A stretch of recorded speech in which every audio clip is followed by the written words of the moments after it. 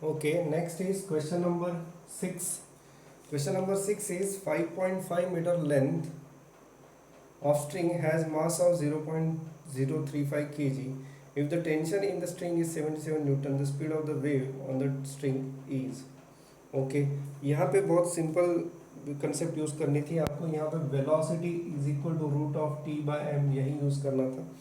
Where M is mass per unit length, तो इसको करना कैसा था आपको, root of 77 upon total mass of string is 0.035 divided by its length and that is 5.5 metre. अगर ये कैलकुलेशंस आप करते हो तो आपको जो आंसर यहाँ पे मिल रहा है that is 110 metre per second. Question number 6 answer है A. Question number 7,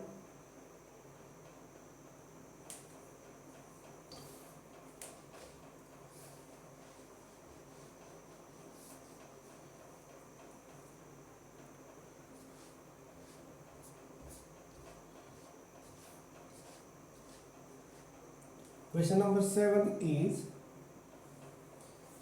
a vibrating stretched string resonates with a tuning fork of frequency 512 Hz. When the length of string is 0.5 meter, the length of string required to vibrate resonantly with a tuning fork of frequency 256 Hz would be. Okay. So question number 7 basically इस concept पे है n is inversely proportional to length। तो यहाँ पे n2 by n1 is equal to l1 by l2 and हमें l2 पूछा है, so l2 is n1 by n2 into l1। so n1 यहाँ पे जो फ्रीक्वेंसी दी है that is 512, next frequency is 256 into 0.5, तो ये जो है ये आंसर आता है 2 into 0.5, आपका आंसर आ रहा है 1 मीटर। सो क्वेश्चन नंबर 7 का आंसर है B.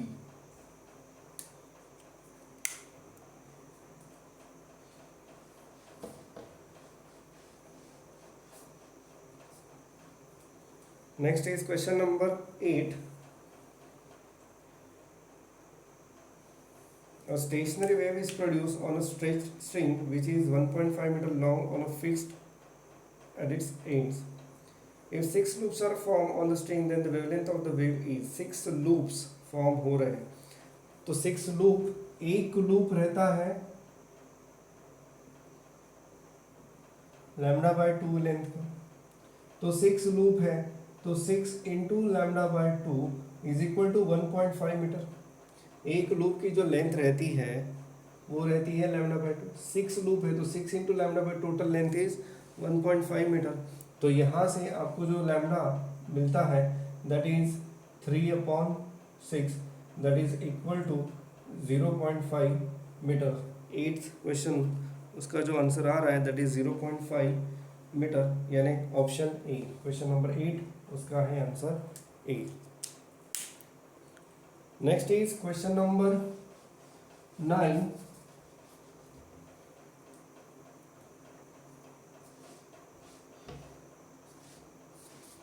Question number 9 is the speed of transverse waves in a stretched string is 700 centimeter per second.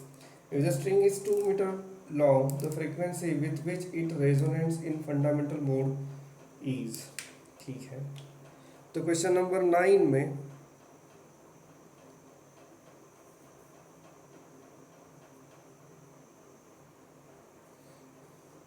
सबसे पहले फंडामेंटल मोड है, ठीक है। तो फंडामेंटल मोड यानी length is lambda by 2, so therefore lambda is 2l।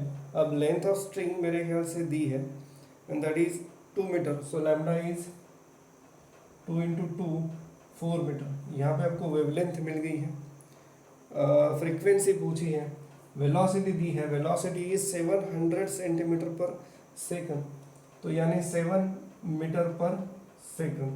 So n lambda is 7, n is equal to 7 by lambda, यानी 7/4।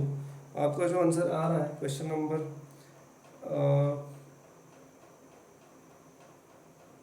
9 का, वो है 7/4। 7/4 ऐसा कोई ऑप्शन है आपके पास?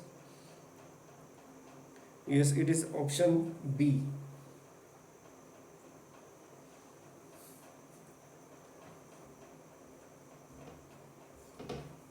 Next is question number 10।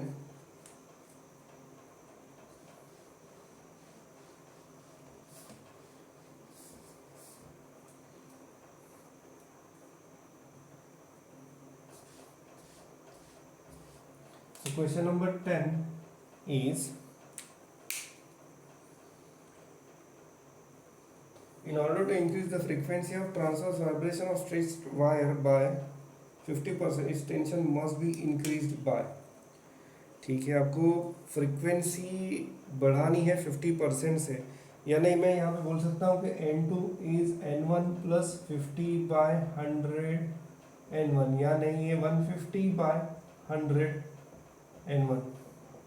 So N2/N1 जो आ रहा है वो आ रहा है 150/100। और उन्होंने पूछा है कि टेंशन कितना बढ़ाना चाहिए, कितने परसेंटेज से बढ़ाना चाहिए। हमें ये पता है कि n is directly proportional to root of tension, और therefore root of T2 by root of T1 is equal to N2/N1, and that is equal to 150/100, that is equal to 3/2।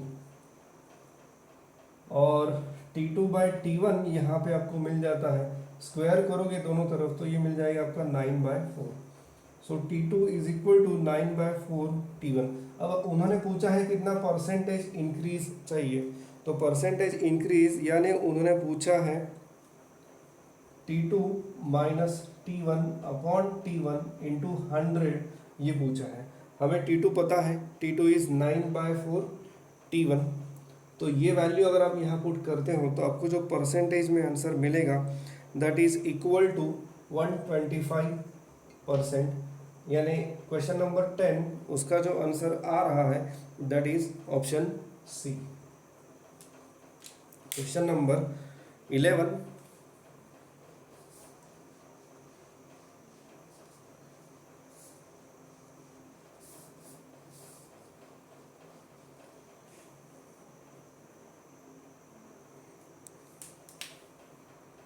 Question number 11 is, a tuning fork gives 5 bits. A tuning fork gives 5 bits with 40 centimeter length of sonometer wire. ठीक है, if the length of wire is shortened by 1 centimeter, the number of bits is still the same.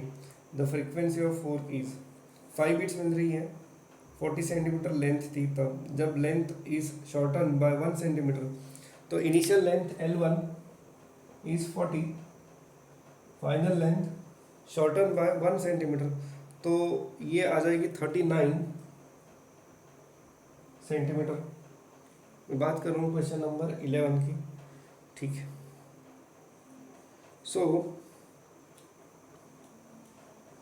अब n is inversely proportional to length, तो corresponding जो frequency है L1 वाली वो है N1 और इसकी है N2, and tuning fork, frequency of tuning fork let it be n, frequency of tuning fork let it be n। तो यहाँ पे जब 40 सेंटीमीटर की जो लेंथ थी तब ट्यूनिंग फोर्क के साथ जो फ्रीक्वेंसी मिल रही थी N1 minus n that is 5। अब आपने लेंथ कम कर ली है, लेंथ कम करने से फ्रीक्वेंसी बढ़ेगी, तो ये यहाँ पे मुझे लिखना चाहिए n minus N1 is equal to 5, and बाद में N2 minus n is equal to 5। फिर से देखो, ये गलत हो गया, frequency is inversely proportional to length, तो इनिशियल लेंथ जो है वो ज़्यादा थी तो इनिशियल फ्रीक्वेंसी भी कम रहेगी, इसलिए मैंने n which is tuning fork frequency minus initial string frequency 5 लिखा। अब लेंथ आपने कम कर दी तो फ्रीक्वेंसी बढ़ेगी, फ्रीक्वेंसी बढ़ेगी, तो इसलिए मैं यहाँ लिखा N2 minus n is equal to 5। अब ये कैलकुलेशंस करने के बाद आपको यहाँ पे मिलता है N1 जो आपको मिलेगा यहाँ पे एक और चीज़ हम यहाँ लिख सकते हैं कि n1 by n2 is equal to L2 by L1। So L2 by L1 is 39 by 40। ये इक्वेशन और ये दोनों इक्वेशन अगर आप सॉल्व कर लेते हो तो आपको जो फ्रीक्वेंसी मिलेगी ट्यूनिंग 4 की, that n you are getting equal to 395 hertz. 395 hertz यानी क्वेश्चन नंबर 11 का जो आंसर है 395 is C. Question number 12। Question number 12 में the sonometer wire vibrates with the frequency and it is replaced by another wire of 3 times the diameter. If the tension and other parameter remaining the same, the frequency of vibration of wire will be। ये मैंने पहले भी बताया था कि laws of string जो है, जो आपके टेक्स्ट बुक में दिए हैं, लॉज ऑफ स्ट्रिंग ये कहते हैं कि frequency is inversely proportional to radius. अब यहाँ पे इनिशियल रेडियस r1 है, फाइनल रेडियस r2, और ये दिया है कि r2 is 3 times r1। So therefore n2 by n1 which is equal to r1 by r2, so n2 is equal to r1 by r2 और n1 जो frequency दी है that is n, और r1 r2 में जो relation दिया है r1 it is r1 by r2 is 1 by 3 of n, so it is n by 3, so n2 will be n by 3। आपका जो ऑप्शन है यहाँ पे that is option B. Question number 12 option is B.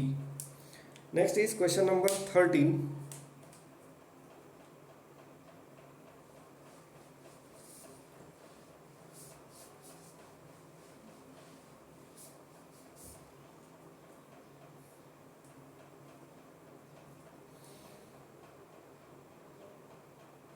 Question number 13 is a sonometer wire of length 0.7 meter stretched by a weight of 4 kg. If the fundamental frequency of vibration of wire is 200 hertz, then its linear density is। ठीक है, length दी है, wait दिया है, fundamental frequency दी है, the linear density पूछी है। Question number 13 की हम बात कर रहे हैं। ठीक है, सो क्वेश्चन नंबर 13 में n is equal to 1/2L root of t by m, ये फॉर्मूला है। यहाँ पे पूछा है m, so 200 1/2, length of the string is 0.7 metre, tension is 4 kg, so 4 into 9.8 upon m। अगर ये आप सॉल्व कर लेते हो स्क्वेयरिंग ऑन बोथ साइड्स करके, तो आपको जो m यहाँ पे मिलेगा, the m value of m you are getting here is 0.5 into 10⁻³ यानी 5 इंटू 10⁻⁴।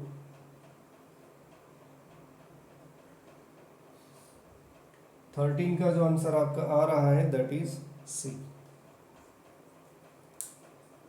कैलकुलेशंस में आपके ऊपर छोड़ रहा हूं, कैलकुलेशंस आपको करने हैं।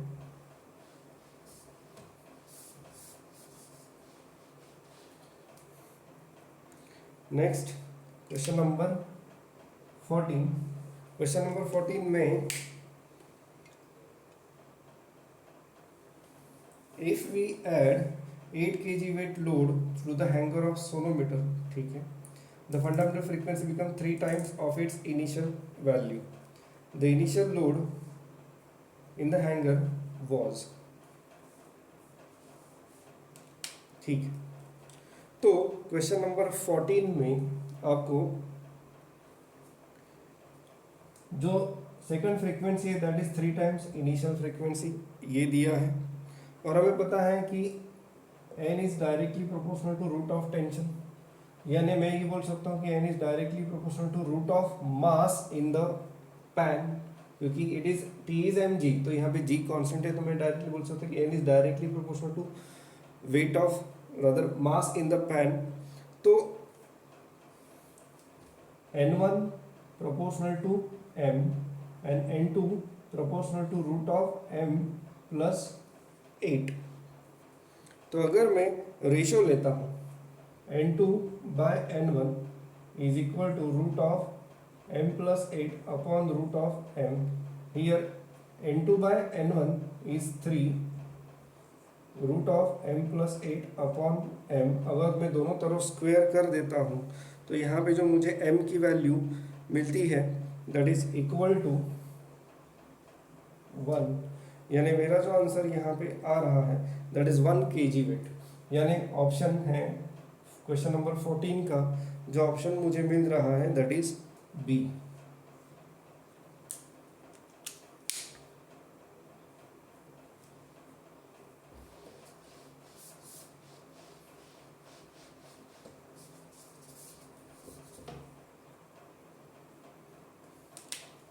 Question number 15। So question number 15 में the tension in the stretched string of sonometer increased by 44%. What will be the percentage increase in its fundamental frequency? हाँ जी, फिर से वही बात कि the tension is directly the frequency is directly proportional to the root of tension. So इसी कारण सबसे पहले T2 is equal to 144 by 100 T1, therefore T2 by T1 is equal to 144 by 100। यहाँ तक क्लियर हो। इसके बाद n is directly proportional to root of tension, so n2 by n1 is equal to root of T2 by T1, that is equal to root of 144 by 100, यानी n2 by n1 is equal to 12 by 10, यानी 6 by 5। So n2 is 6 by 5 of n1। पूछा है उन्होंने n2 minus n1 upon n1 into 100, यानी 6 by 5 n1 minus n1 upon n1 into 100। अगर आप ये n1 देखोगे तो ये कैंसिल हो रहा है पूरी तरह से, हमें मिलता है 6 by 5 minus 1 into 100, तो ये आपको मिल जाता है 1 by 5 into 100 और जो कि है 20%। तो आपका जो आंसर यहाँ पे आ रहा है क्वेश्चन नंबर 15 का वो है ऑप्शन सी। सो 15 का आंसर है C. Question number 16।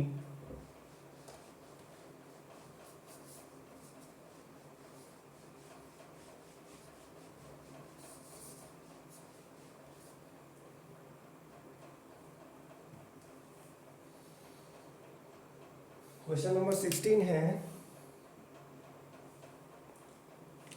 In Melday's experiment, the number of loops in the string changes from 5 to 4 by addition of weight of 0.018 kg. Then the initial tension applied to the string is, ठीक है। Initial number of loops थे 5 के हो गए 4। तो हमारे पास एक relation है वो है T1 P1 square T2 P2 square. तो यहाँ पे अब ये T यानी mg होता है, तो मैं यहाँ पे m1g और m2g अगर लिखता हूँ तो g कैंसिल हो रहा है, तो मैं यहाँ पे लिखूंगा m1 p1 square is equal to m1 plus, क्योंकि हमने वेट एडिशनल वेट यहाँ पे रखा है और वो एडिशनल वेट है 0.018। Yes, it is 0.018 p2 square. Okay, अब हमें पता है कि P1 is 5, so M1 is 5 square है 25, M1 प्लस 0.018 और ये है 4 का स्क्वायर है 16। अगर आप ये इक्वेशन सॉल्व करते हो तो ये आपको जो आंसर मिलेगा, अब देखिए यहाँ पे 25 M1, ये 16 M1 प्लस 16 इंटू 0.018, तो 25 M1 माइनस 16, ये 9 M1 is equal to 16 into 0.018, M1 is equal to 16 into 0.018 divided by 9, ये 16 इंटू 0.002 आ रहा है and that is nothing but 0.032। So जो इनिशियल वेट यहाँ पे मिल रहा है दैट इज 0.032, यानी क्वेश्चन नंबर 16 का आंसर है B.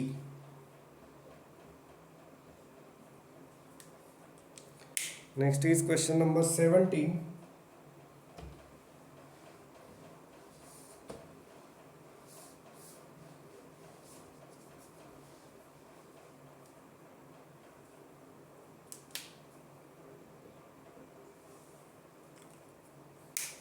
In Melday's experiment, when the string was stretched by a weight of 10 g, 4 loops were obtained. What weight should be used to double the number of loops without disturbing the experimental arrangement? यहाँ पे number of loops P2 is twice initial number of loops P1. P2 is twice initial number of loops P1. ठीक है, और उन्होंने बोला है कि अभी what weight should be used to double the number of loops। ठीक है, इनिशियल वेट है 10 g। ओके फाइन, तो हमारे पास फिर से एक रिलेशन है T1 P1 square is equal to T2 P2 square. T1 यहाँ पे T2 उन्होंने पूछा है, तो T2 is equal to T1 P1 square upon P2 square. T1 is 10 g और ये P1 स्क्वायर और ये 4 P1 स्क्वायर आ रहा है। सो T2 इज इक्वल टू, क्योंकि P2 is twice P1 square, तो P2 की जगह 2P का स्क्वायर किया तो 4 P1 square.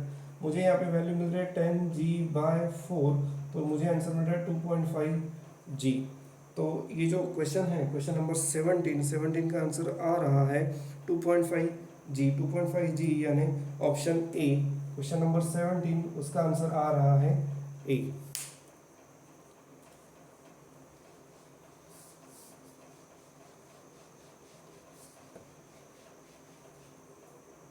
Next is question number 18।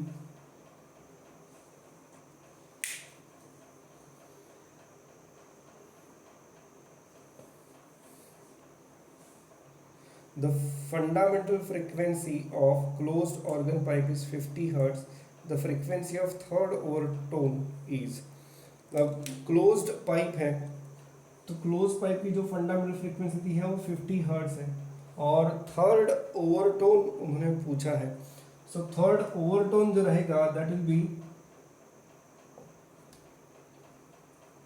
2 into 3 plus 1 of n रहेगा।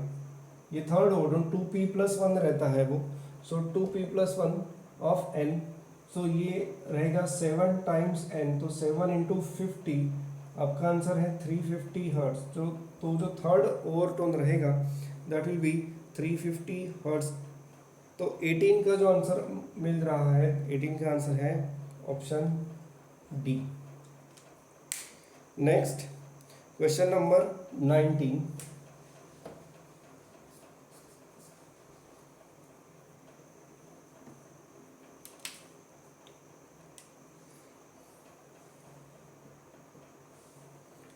क्वेश्चन नंबर 19 में लिखा है a closed organ pipe and an open organ pipe have their first overtones of same frequency. ठीक है, their lengths are in a ratio.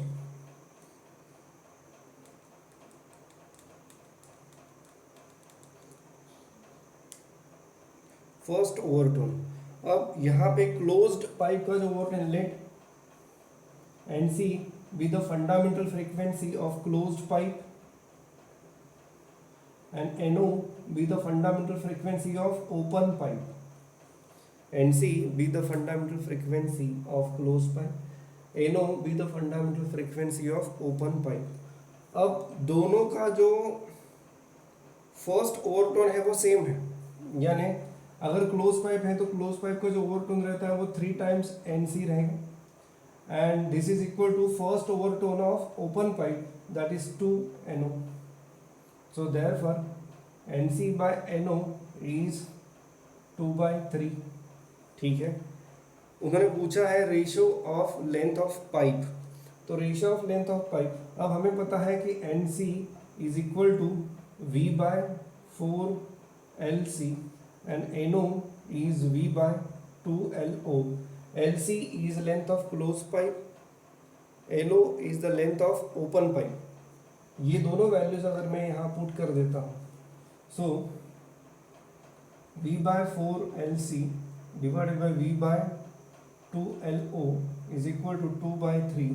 तो ये V cancel, LO ऊपर जाएगा, twice LO upon 4LC is 2 by 3, 2 cancel, LO by LC is 4 by 3.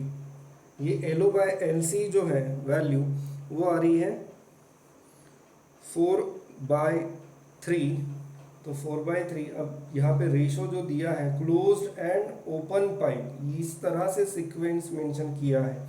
तो close and open, तो ये LC by LO ऐसा चाहिए और वो आना चाहिए 3 by 4. तो 3 by 4 ऐसा ऑप्शन है C. तो 19 का जो आंसर है वो है C.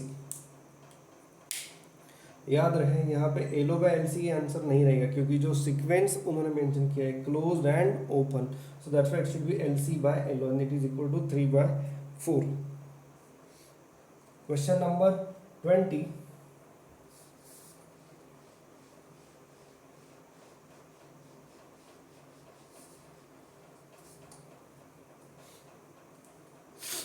क्वेश्चन नंबर 20 में देखते हैं,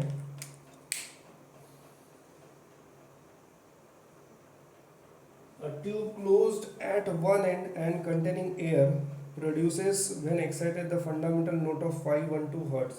If the tube is open at both ends, the fundamental frequency that can be excited is. जब क्लोज्ड है तो जो फंडामेंटल फ्रीक्वेंसी है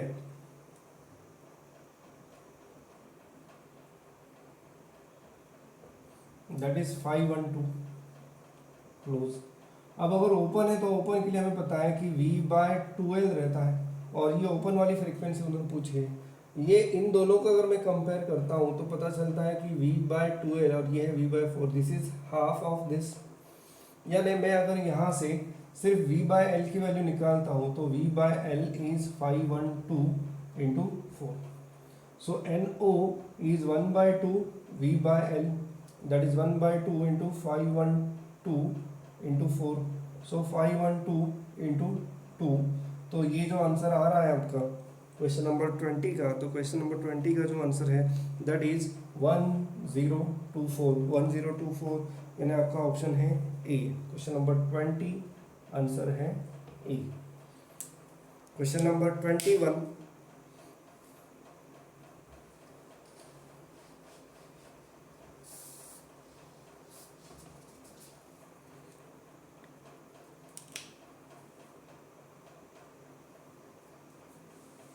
The minimum length of a tube open at both ends that resonates with tuning fork of frequency 350 Hz is. The minimum length of tube open at both ends that resonates with the tuning fork. यहाँ पे velocity of sound दी है. Minimum length यानी they are talking about fundamental mode only. तो open at both ends तो उसके लिए जो है एक्सप्रेस V by 2L रहता है. And it is given to be, it should resonate with the tuning fork of frequency 350. तो ये 350 है.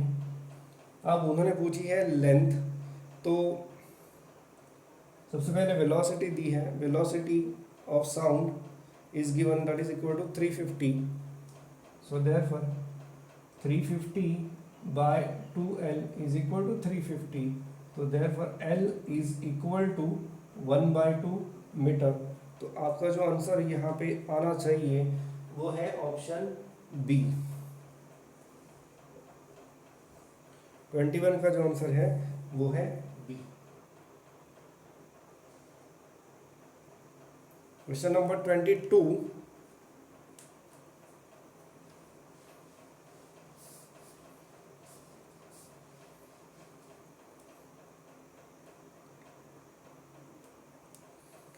Two organ pipes, each closed at one end, give 5 beats per second when emitting their fundamental notes. If the lengths are in the ratio 51 by 50, their fundamental frequencies are.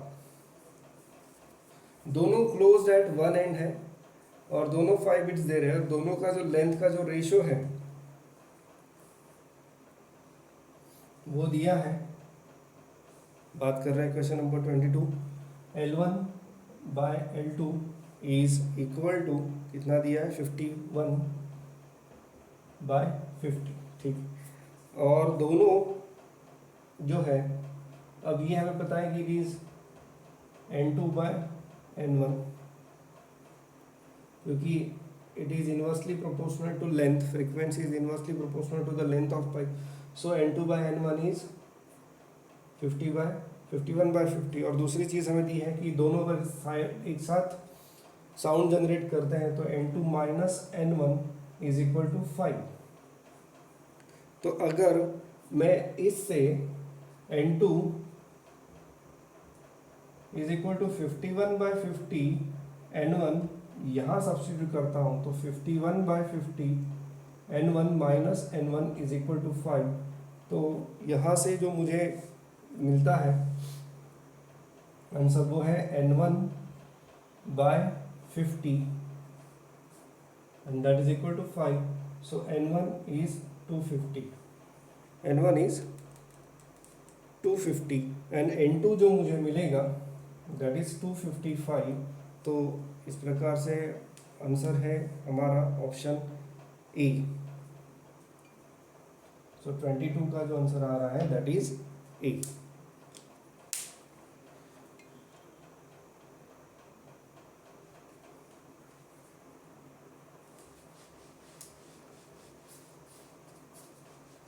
Question number 23 की statement देख लो। In the resonance tube experiment the minimum length of an air column vibrating in unison with a tuning fork of frequency 512 Hz was 16.2 cm. The next resonance with the same tuning fork was obtained when the length was 50.2. Then the velocity of sound in air is. अब इसमें क्या है, हमारे पास एक expression है for that v is equal to 2n into L2 minus L1, 2 into 512 और जो frequency है वो है 512 और जो लेंथ दी है 50.2 माइनस 16.2, 50.2 माइनस 16.2। तो अगर आप ये कैलकुलेशंस करते हो तो आपको जो यहाँ पे वेलोसिटी मिलेगी साउंड की that you are getting 348.16 metre पर सेकंड, यानी 23 का जो आंसर है वो आ रहा है ऑप्शन ई। याद रखो ये एक्सप्रेशन जो कि आपके टेक्स्ट बुक में नहीं है बट एक डायरेक्ट एक्सप्रेशन आपके लिए मिल जाता है। अगर सेम फ्रीक्वेंसी रखी गई और अलग अलग लेंथ पे उन्होंने रीडिंग ली है तो उस वक्त जो वेलोसिटी ऑफ साउंड है वो इस तरह से आप निकाल सकते हो। ये एक शॉर्टकट है इस तरह के न्यूमेरिकल्स करने के लिए। क्वेश्चन नंबर 24, क्वेश्चन नंबर 24 है for the resonance tube the air column for first and second resonance differ in length bye 31.5, the wavelength of the wave is. देखिए फर्स्ट रेजोनेंस जो आपको मिलता है वो लेंथ रहेगी λ/4 रेजोनेंस ट्यूब का, और जो सेकंड रेजोनेंस आपको मिलेगा वो मिलेगा लेंथ इक्वल टू 3 λ/4। तो और ये जो लेंथ है इन दोनों लेंथ का जो डिफरेंस है वो दिया है, यानी सीधा सीधा L2 minus L1 which is 3 λ/4 minus λ/4 ये हमें मिलता है 2 λ/4 यानी λ/2 विच इज इक्वल टू 31.5 और उसी कारण लैम्डा इज 31.5 इंटू 2 यानी लैम्डा जो हमें मिल रहा है that is equal to 63 centimetre, यानी 24 का जो ऑप्शन आ रहा है वो है ऑप्शन सी।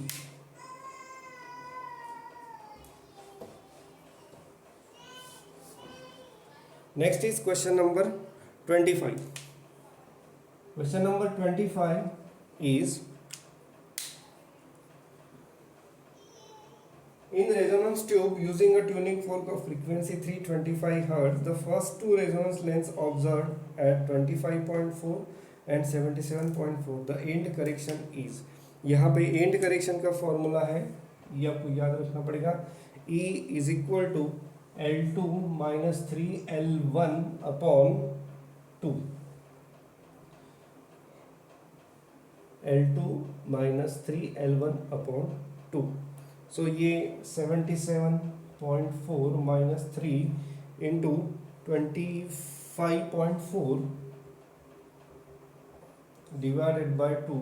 अगर ये कैलकुलेशंस आप करते हो तो जो एंड करेक्शन आपको यहाँ पे मिल रहा है दैट इज अराउंड 0.6 सेंटीमीटर. तो ये है आपका आंसर. और 25 का जो ऑप्शन आपको मिल रहा है that is option D. So ये थी आज की कुछ डीपीपी के सॉल्यूशंस.